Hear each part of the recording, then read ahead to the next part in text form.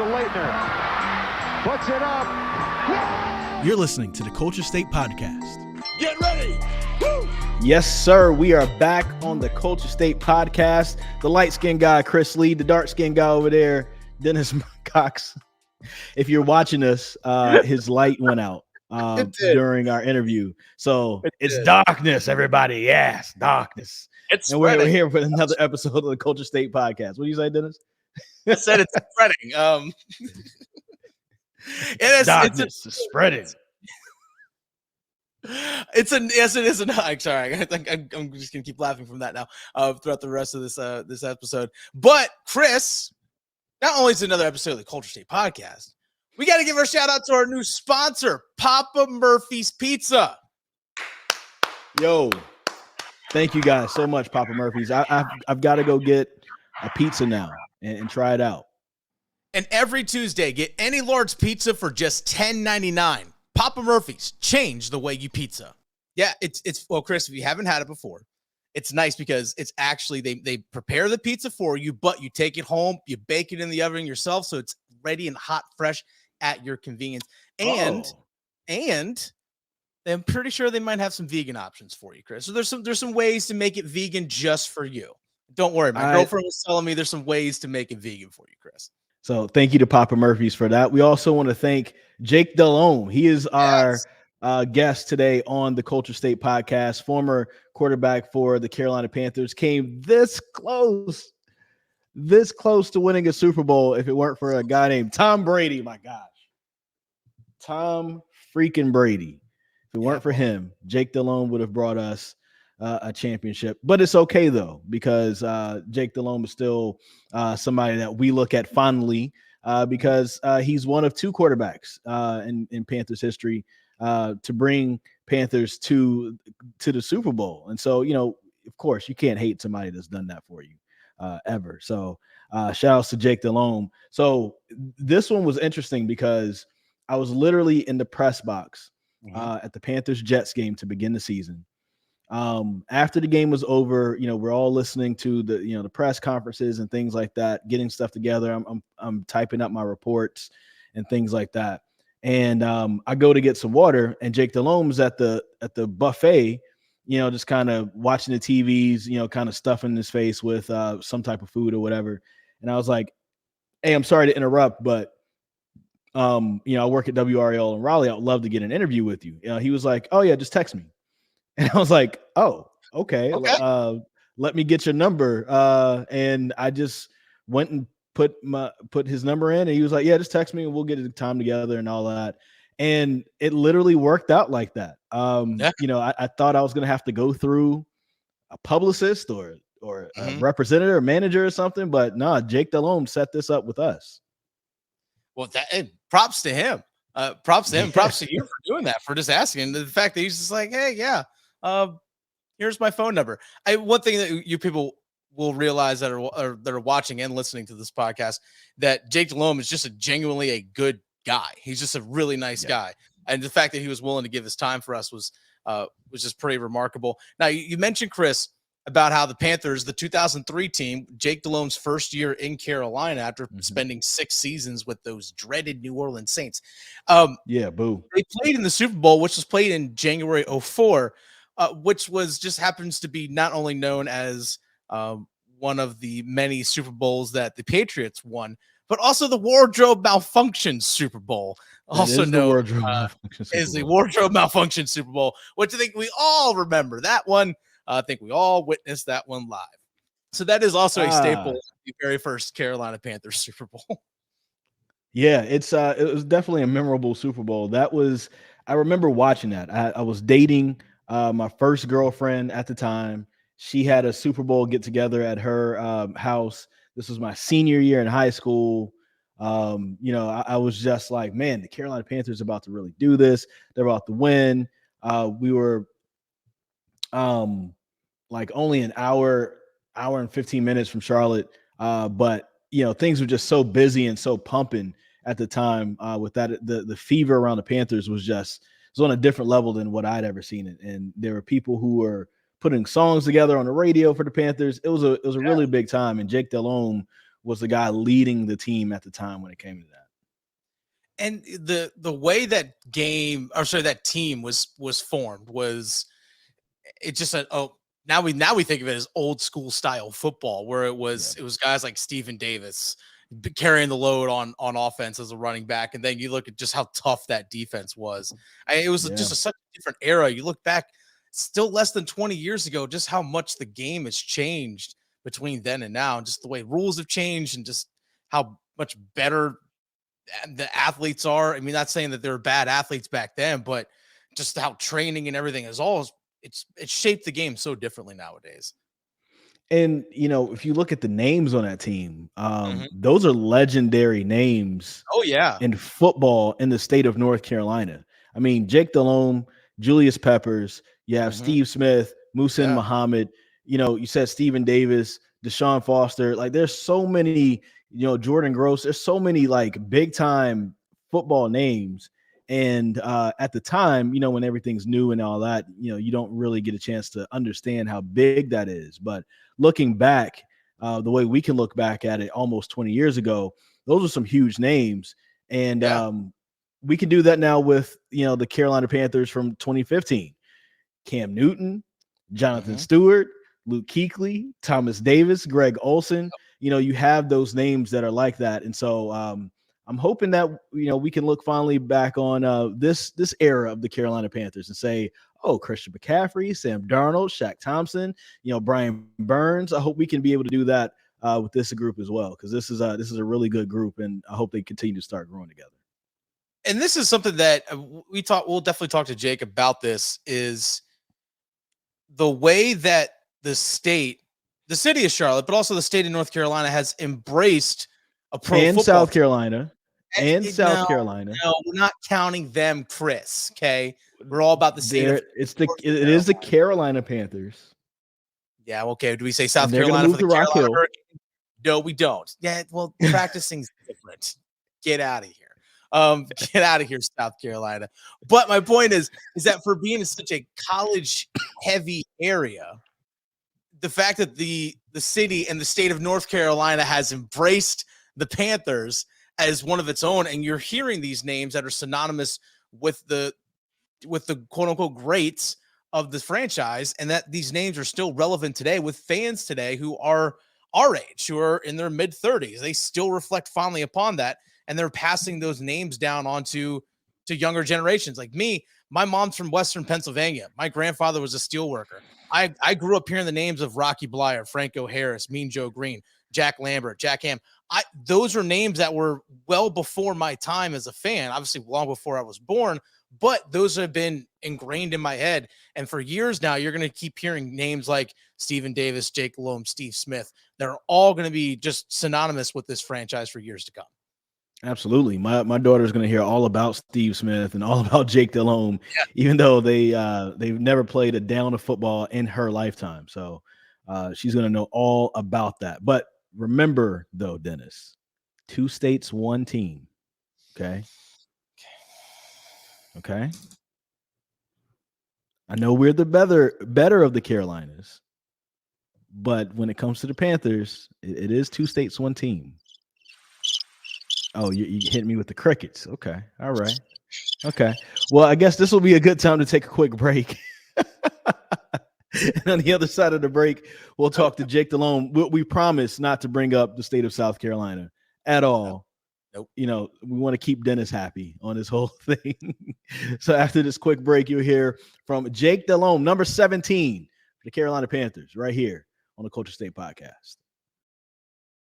All right, growing up as a Carolina Panthers fan, there's 2 quarterbacks I think of the most. That's Cam Newton and it's Jake Delhomme. When it comes down to the 2 quarterbacks that really led this franchise to some real success. And so now we get a chance to talk to Jake Delhomme right here on the Culture State Podcast.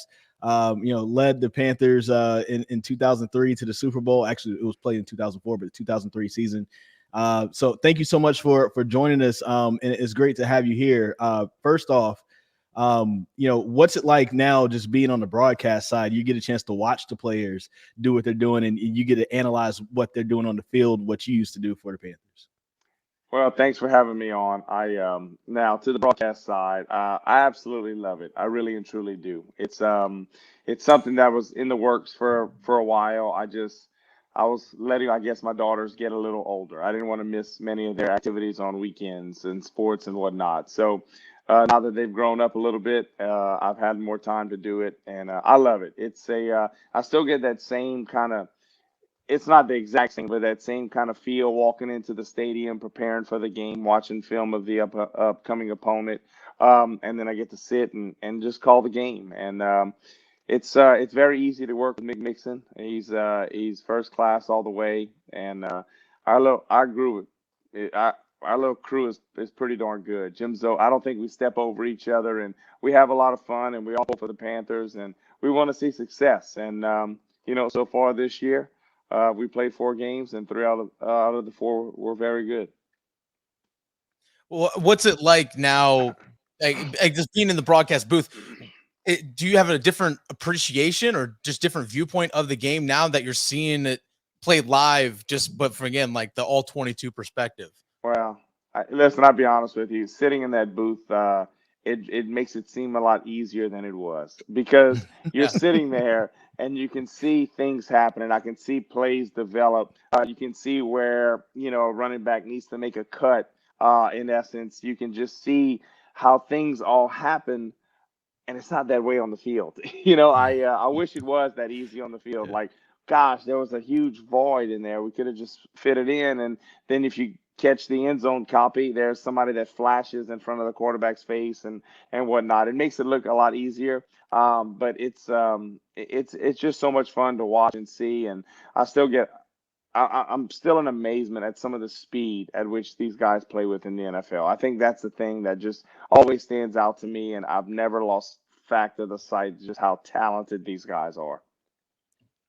I've always wanted to know this, but I guess growing up in Louisiana and then also you having time with the New Orleans Saints, do you is there like I guess a conflict with you sometimes? Like sometimes you're going for the Saints, sometimes you're going for the Panthers. When they play each other, you don't know who to go for, that type of No, thing. no, that's never been a conflict. Matter of fact, it's never been remotely close. I listen. I grew up 2 hours from New Orleans, and certainly Saints were they're the popular team. Football is, gosh, in a word, football is God in these parts of the world. I mean, that's all everyone cares about. Yes, New Orleans has the Pelicans, but they don't care. They really and truly don't. It's all about the Saints, and to be honest, where we're from, I followed the Saints growing up, and also the Dallas Cowboys. Dallas was only 5.5 hours away, and certainly they were very popular in the '70s and early '80s, and so I never really had a true allegiance to one team or the other. I love football, and I was lucky enough to play there for 6 seasons, and that was convenient and nice, but once I went to Carolina, it was Carolina blue all the way, and it's still that way. That's just kind of before I even started doing the broadcast, and I always pull for the Saints just because of at one point many players were still on the team, but then just everybody else that works in that building in Carolina that I was so close to, that was my place. Now, before you got to Carolina and during your Hmm. time with the Saints, you actually played over in NFL Europe for a little bit. Correct. Now, you backed up a bit for Kurt Warner, who eventually played in the Right. Super Bowl, won Super Bowl himself. What was it like playing overseas in Europe, an Mm. American sport overseas? Listen, I really enjoyed it. I think it was a true kind of learning ground for young players that weren't quite ready yet. And I think a lot of that for quarterbacks. I truly believe it was a quarterbacks league. I think in essence, you saw more so quarterbacks, some interior offensive linemen that might have been from smaller schools, a kicker or a punter, because those jobs are so little. And then you always saw the raw wide receiver, so to speak, the kid from Mm. maybe a smaller school that had all the physical tools that just needed a little more refinement. I absolutely loved it. Our training camp was in the States. So we flew over there a week before the first game, and then you played 10 games. So it wasn't like you were there for a long period of time. The rosters were very small, 35 guys on the roster. But it was a great deal of fun. Many, many friends that I've met over there, and still friends to this day. But it was a true learning ground for me. I go back to the times that I was there. Around that time, Damon Heward played like 13 years in the NFL. John Kidna, certainly Kurt Warner. Todd Bowman played, gosh, I think 10 years in the NFL. Brad Johnson was a little bit before our time. So there were many, many quarterbacks that kind of came before us, and there were a few after us that you learn, you get to play, you get to run a 2-minute drive, you get to do things of that nature that in the course of a training camp and or a preseason, your reps are so limited that you don't get that. So that's one thing that I thought was great about NFL Europe. Is that something you think is missing today? More of the developmental aspect for the NFL, place where people can go get some snaps so they can be more NFL ready? I really wish they still had it. I'm not so sure financially how viable that really was. They've tried to make some of these other leagues in the springtime, but I just thought that kind of worked. And the passionate fans that were over, be it Amsterdam, or they had at one point 3 teams in Germany. They had one in Barcelona, one in Scotland. At one point, they had one in London, the London Monarchs in England. So I think, especially now, the brand of American football has really it's pretty global. So I would love to see it work. Andrew Luck's father, was actually the commissioner of our league, and Andrew Luck was a young kid running around at that time when I was playing way back when. So I just think it would work. I just think it helps with young kids. Teams would allocate these young quarterbacks, and they just get more playing time. I also think, as well, as like Adam Vinatieri started over there, and look at Correct. the long career that he had. Any cities that stood out to you? And what was the culture like in some of those places? It was great. Listen, we're in Amsterdam, and everybody hears about the red light district and things like. I was a 21-year-old kid at the time. Um, y- we practiced every day. You might have had one day off a week. And I'll be honest with you, I was probably too young and immature to truly understand the culture and things of that nature. I enjoyed it. We had a great time. Saw many, many things whenever we go to Scotland, we go to Edinburgh Castle. Whenever we go to we were lucky at that time in Frankfurt the following year when I was there. We had 3 guys from West Point on our team. We could visit the army bases. It wasn't really as, I guess, strict back in 1999. So we could visit those army bases. And so I enjoy things like that, but really and truly, I was probably way too young and immature to truly grasp it and understand it. We were there to work. We were there for a job, and I was there to try to help make myself a better player to enable myself to play in the NFL. Let's bring it back to North Carolina and your time in Charlotte. What was it about the area that you liked as far as outside of the actual team? What is about Charlotte that maybe you like? Were there go-to places like Bojangles Cookout or something like that you like to visit every once in a while? Tell us a little bit more about your time there that you really enjoyed. Listen, we loved it. My wife and I, we packed up and moved there with our oldest child, who's now in college. She was 3 months old.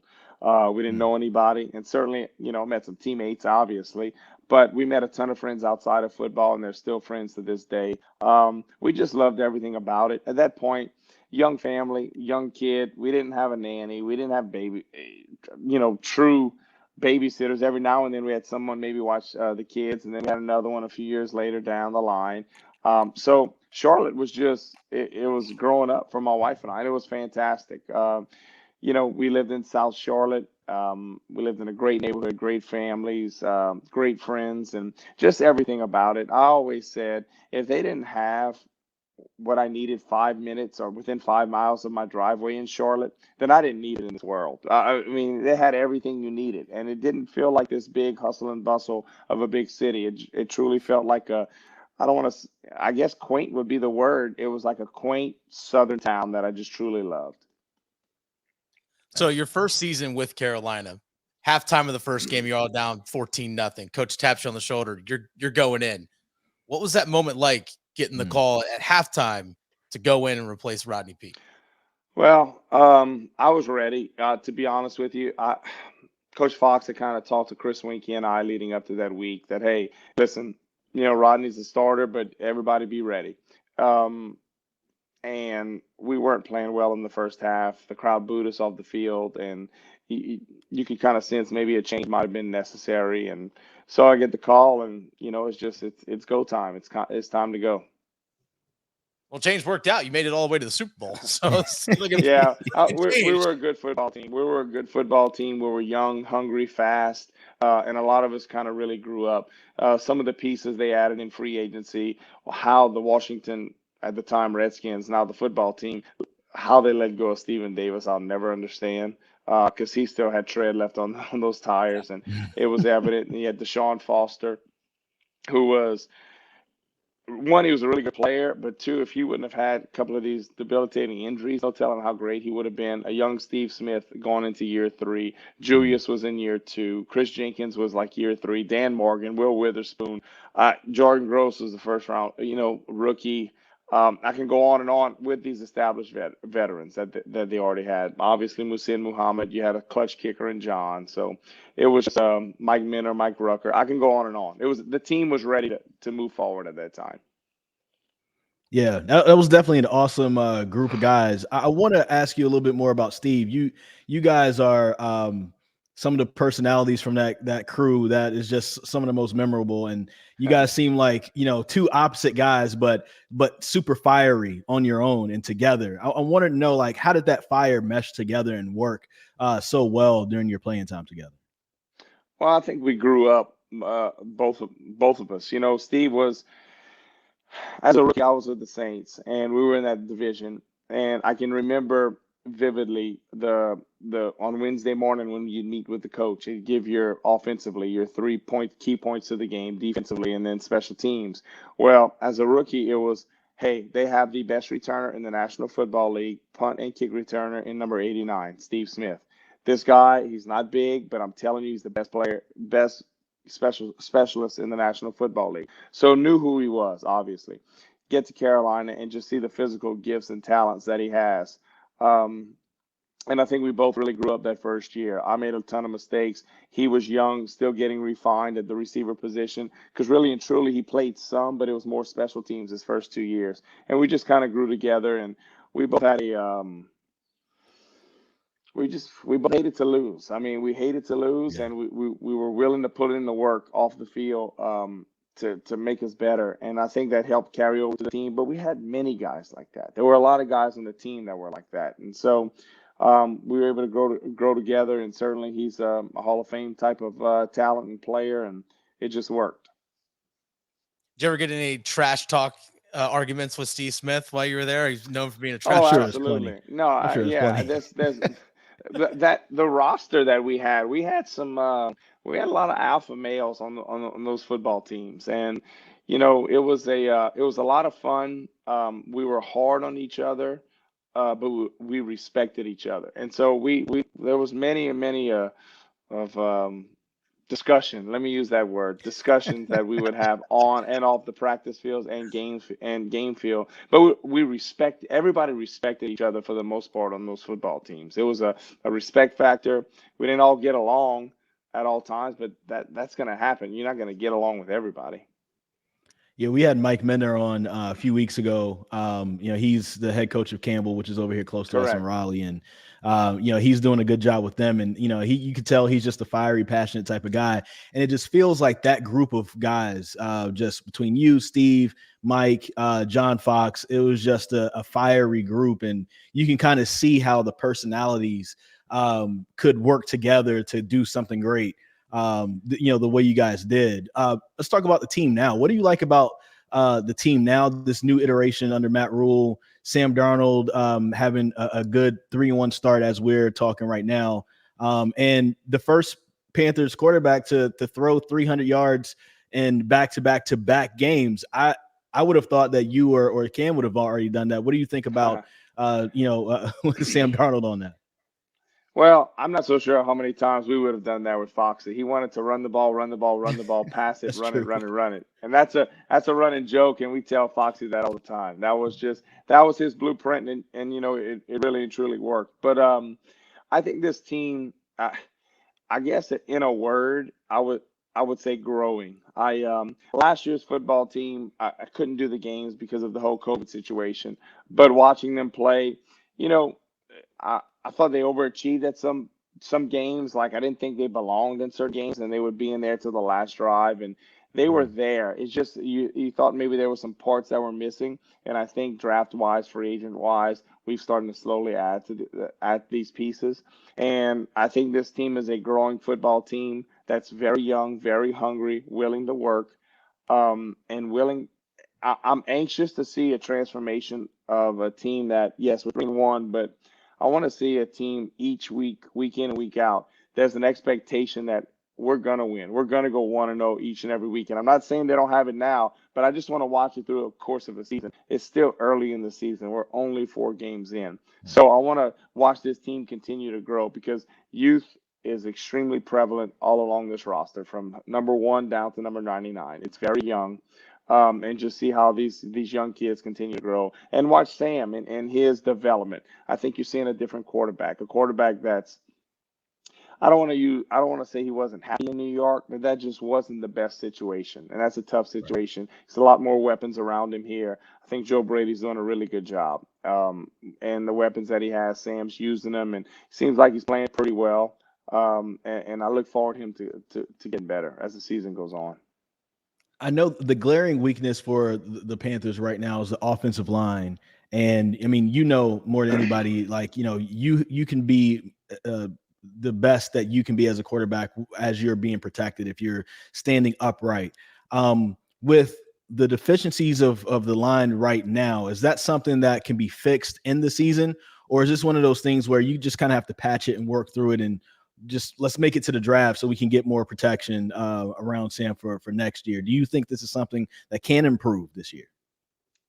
It's going to have to. I mean, there's no other way around it. If this team's going to have some sustained success, it's going to have to pick up some. Week 1 against the Jets, we beat that football team, but Sam got hit many times in that game. Mm-hmm. And they got after us. And the Jets, if they have one strong point of their team, they have a solid defensive line. But then again, you go to that game, the touchdown pass to Robbie, Christian McCaffrey fills in for an offensive lineman that gets beat at the line of scrimmage. And then the line, I thought, settled down and played better the next couple of games. And then against Dallas last week, it was rough, to be very honest. It was rough. Sam got hit a ton. There were a couple of plays where we had some things that were going to be open if there was just some normal time in the pocket. So, listen, there needs to be some improvement. Whether or not there's going to be new guys coming in, I can't really say that. There's a couple of young kids that were drafted this year that I know they're high on. So we just need consistent play up front, whether that's communication or whatnot. But when the line of scrimmage gets moved either way, when you're on the wrong side of it, it's not good. And that's what happened Sunday. We were on the wrong side of the line of scrimmage. They moved our offensive line back into our lap, and their Cowboys offensive line moved into our linebackers. And so that's why it wasn't. Now, Dallas had something to do with it. They're talented up front on offense, and they're doing a good job defensively. So we need to see some improved play on the offensive line for us to kind of keep growing, as I mentioned earlier. How have you seen the city of Charlotte from when you were playing, when you first got to the Panthers, embrace the team? Again, North Carolina is known for being a college sports state, with a plethora of big-time schools. How have you seen the area grow? Again, it's a lot of transplants in the Charlotte area, but how have you seen the city grow around the team? Well, listen,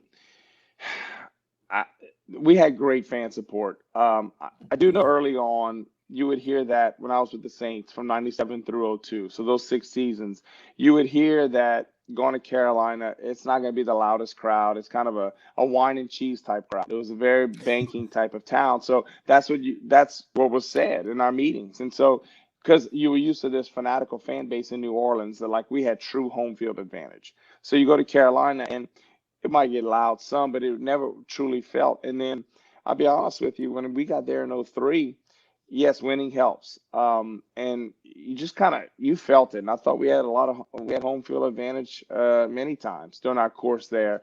And I just think now that's 03. You're looking at 18 years later. Some of these kids, and I say kids, they're 10, 11, 12, 13 high school kids that were going with their parents. Now they're adults. And so it's kind of built into their fabric of that city now, and they're passing it on to their generation. So I ran into a young couple with a couple of young kids, 3 young kids, gosh, I think it was week 2. I was just kind of walking the day before the game, killing time, and ran into them. And both of them were like, "Hey, we were both in high school, Super Bowl years, and things like that." And here they are; they're riding their bikes downtown. You can tell they were both working adults with 3 young kids. So you just kind of see it over time. It really starts to get involved, and winning helps. Listen, we had a good run there for a while, then we had a little lull, and then you get Cam Newton. And that brought a ton of excitement. The Cam, the Greg Olsons, the Luke Kuechly's, things of that nature. That brought another, kind of embedded another young fan base that hopefully this coaching staff and this team can continue to go forward with. Absolutely. I was 17 during that 2003 season, and so that was exciting for me to see. I'm from Greensboro, and I can't go and cheer for the games because I'm helping to cover the games now, so you can't cheer in the press box. But it was one of the reasons why I wanted to be there, just because it was like, okay, I want to get a chance to cover the Panthers because the team was fun, and that's what I noticed when I was young. I want to know about your time away from football right now. We were setting this thing up. You mentioned the racehorses, and you mentioned your farm. So I want to know what you got going on down there in Louisiana when you're not covering football. You getting some racehorses together? You winning some money on the track? Well, I'm third generation, so this is not something I picked up along the way. Okay. My grandfather was a big cattleman, big farmer, and we kind of he had a ton of land, ton of property, and stuff like that. And so that was a very big business back home, having the racehorses and things like that. So I kind of grew up doing it. I didn't grow up hunting, fishing, golfing, and so we always had the racehorses, a few at a time. And that's what we loved. I went to school, played sports, and shoveled poop. I mean, that's kind of what we did. Um, and listen, I finished. We always had it while I played, but I've really kind of dove in deeper once I'm done. It really helps fill a competitive void, to be quite honest. I mean, you truly miss that locker room. You miss that competitive feel because I did it for so long, and horse racing is very, very tough, to say the least. If you're winning at 20% of the time in the racehorse business, you're doing well. And there's not many other professions in life you win 20% of the time. It is considered success. So I love it. It keeps me busy, to say the least. It's an everyday deal. And I do it with my dad, who retired from his regular job. So he's 75 and still at it. And then my brother's 51, and his wife's a veterinarian, and they have a vet clinic. So we all kind of together in it, and it's a lot of fun. It's awesome. I can just imagine a young Jake Delhomme just scooping up just out there on the farm. Yeah, it is what it is. So I have to ask you this question just because I'm a fan of New Orleans hip hop and New Orleans bounce. Did you ever get into Cash Money, No Limit, all of those down there during that time? Hey, listen, in 1997, 98, and 99, obviously Cash Money Records taking over for the 9-9. You know what I mean? Like that was my age. I mean, you'd see these guys out. Like if you there was a restaurant on St. Charles called Houston's. It's kind of like an upscale, I guess you'd say like a Firebirds in Charlotte or something like that. It's more of an upscale Chili's, I guess you could say. But Houston's, we go there a lot. It was a cool place. You'd see those guys in there when we play in charity golf tournaments. You'd see some of they have mansions on these golf courses with the golf carts, with the rims on the golf carts, all these tricked out golf carts. So they were very, very popular at that time, and certainly I was a big fan of their music, especially at that time in my life. I'm just trying to imagine, like, if you're getting warmed up for a Saints game, listen to Bling Bling at the same time. I think that's kind of awesome. I actually remember one night, it might have been a Monday night game or Sunday night game. We were playing the Rams, if my memory serves correct, and Mystical was going to be the halftime act, and he is on the stage before the game, warming up, like rapping, singing, and like the players are coming out of the locker room, not even getting taped, they just want to see that. So it was a lot of fun. It was a lot of fun. They were huge Saints fans, and all those I say kids, now they're grown. Obviously they're grown men. They were all huge Saints fans. Absolutely. Well, I want to thank you for your time. Getting a little bit of insight for the Carolina Panthers, and also a little bit of insight in your time in North Carolina. I guess I'll see you around in the press box at some point then. Yeah, I'll be there this weekend, so hopefully we can get back on the winning track. We want to thank Jake Delhomme for coming on the Culture State podcast. But before we talk a little bit more about him, Dennis still has South Carolina on his mind, and he has some stuff to get out on get off his chest.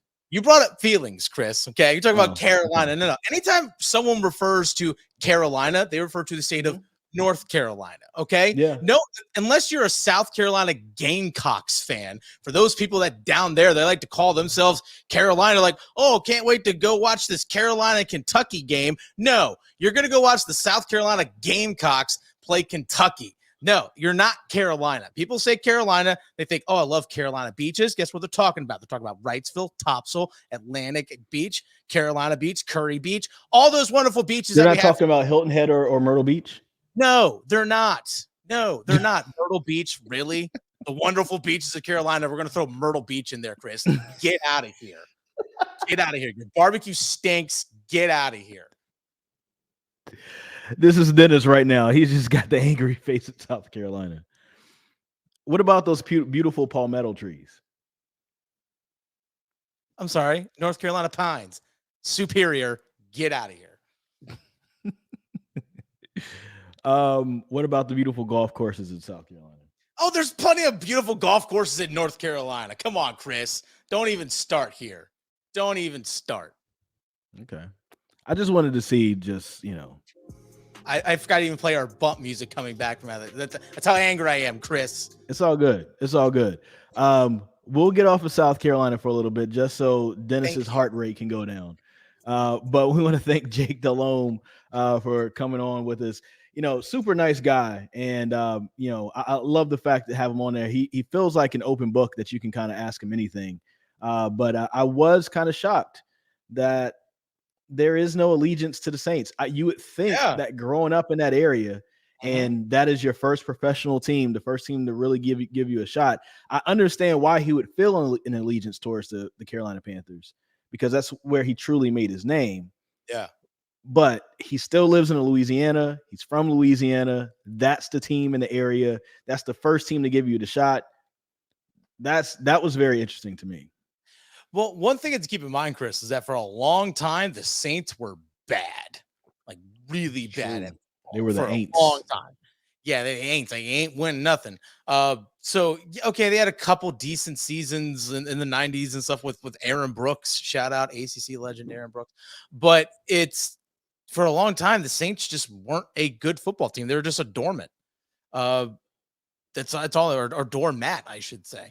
I was going to say, is that how you say it in Virginia? Yeah, it's dormants. Exactly.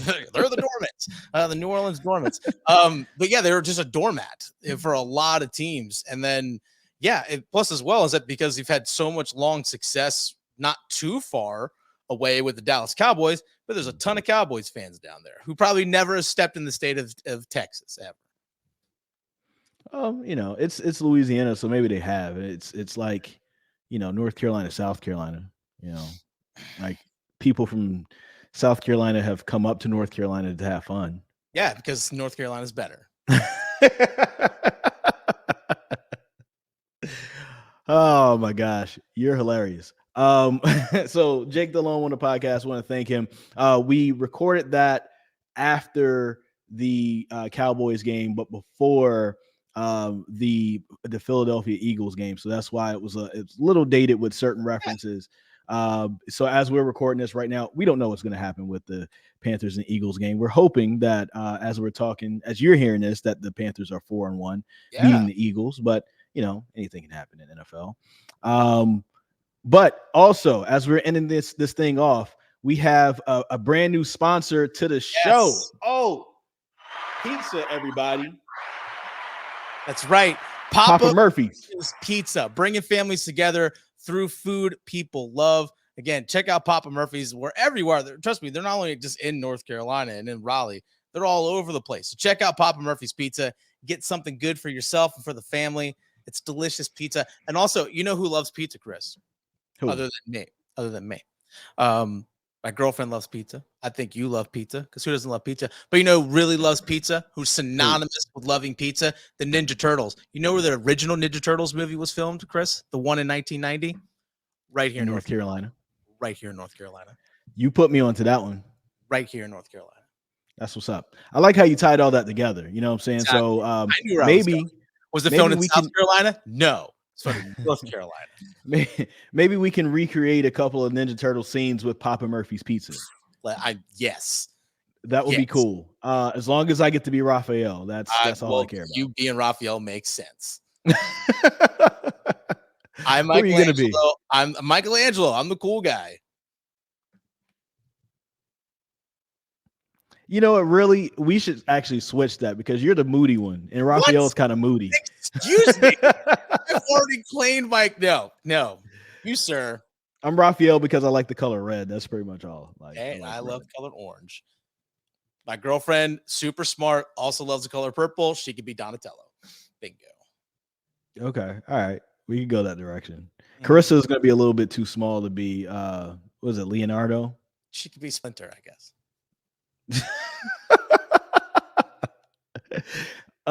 She's probably not gonna like you too much after listening to this. What? Come on, she could be April O'Neil. She could be April O'Neil. There we go. Okay. There we go. You know, I'm not gonna even tell her you said this. I'm just gonna let her listen to the podcast and have her hear that you're like, oh, so Dennis thinks I'm Splinter. Oh, okay. Splinter's awesome. Okay. Splinter is amazing. That's a compliment. There's a little short rat. And my wife is 4'11". What are you trying to say? That she's awesome. Okay. That's fine. Tell me I'm wrong, Chris. Tell me I'm wrong. That's fine. We'll go with it. We'll see what she says though. I'm going to be waiting for her text or her FaceTime after she hears this. Okay. So, and I'll keep you posted on what she says. I'll keep you guys posted on what she says as well, right here in the Culture State Podcast. For my man Dennis Cox, and also for Papa Murphy's, make sure you go check them out. And every Tuesday, get any large pizza for just $10.99. Papa Murphy's, change the way you pizza. We got to go there and get some pizza and just post some stuff on Instagram just to make them happy. Let's do it. Do that. I'm with it. Thank you guys for listening. This is hopefully this is not Dennis's last episode because my wife gets to him. I may not have a podcast partner. Thank you guys for listening so much. You listen to the Culture State Podcast. Yes, sir. We'll be back next week with another great one. The Culture State Podcast, part of the Capital Broadcasting Podcast Network, with new shows coming out every Wednesday. Download and subscribe from wherever you get your podcasts, including the WRAL Sports Fan app.